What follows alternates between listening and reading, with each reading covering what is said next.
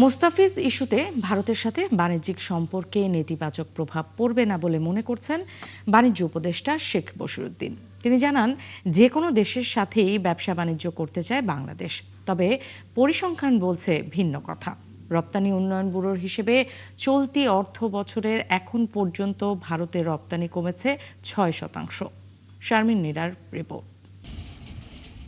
অন্তর্বর্তী সরকারের সাথে ভারতের টানাপোড়েনের বড় প্রভাব ছিল গেল বছর স্থলবন্দর বন্ধ করে দেওয়া। ফলে কমে যায় পণ্য পরিবহন, রফতানিতে যার বড় ধাক্কা লাগে। রফতানি উন্নয়ন ব্যুরো ইপিবির হিসেবে চলতি অর্থ বছরের ৫ মাসে ভারতে পণ্য রফতানি হয়েছে $৭৬ কোটি, যা গত অর্থ বছর ছিল $৮১ কোটি।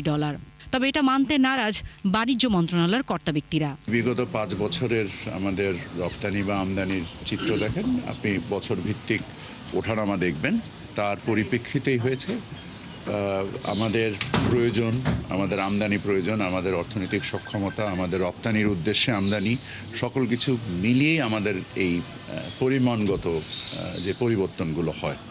তো সেই ক্ষেত্রে আমরা এমন কোনো কিছু দেখছি না। এখন ভারত যে সমস্ত স্থলবন্দরের মাধ্যমে বাংলাদেশের আমদানি বন্ধ করে দিয়েছে বেশ কয়েক মাস আগে, গত মে মাসের দিকে, তার কারণে বাংলাদেশের রপ্তানি কিছু কমেছে, কিন্তু আমরা সে ধরনের কোনো কাউন্টার মেজার্স ওই অর্থে নেইনি। এমন অবস্থায় মুস্তাফিজ ইস্যুতে ভারতের সাথে সম্পর্কে নতুন করে সংকট সৃষ্টি হয়েছে, যার প্রভাব বাণিজ্যেও কি পড়তে পারে জানতে চাওয়া বাণিজ্য মন্ত্রণালয়ের উপদেষ্টার কাছে।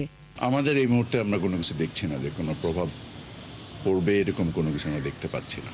আমরা উদার বাণিজ্যে বিশ্বাস করি, আমরা পৃথিবীর সমগ্র দেশের সাথে উদার বাণিজ্যে আমাদের কার্যক্রম নিয়োজিত আছে। রোজায় নিত্যপণ্যের মজুদ কি পরিমাণ আছে ব্যবসায়ীদের সাথে বৈঠকের পর তার হিসেব প্রকাশ করা হবে বলে জানান বাণিজ্য উপদেষ্টা।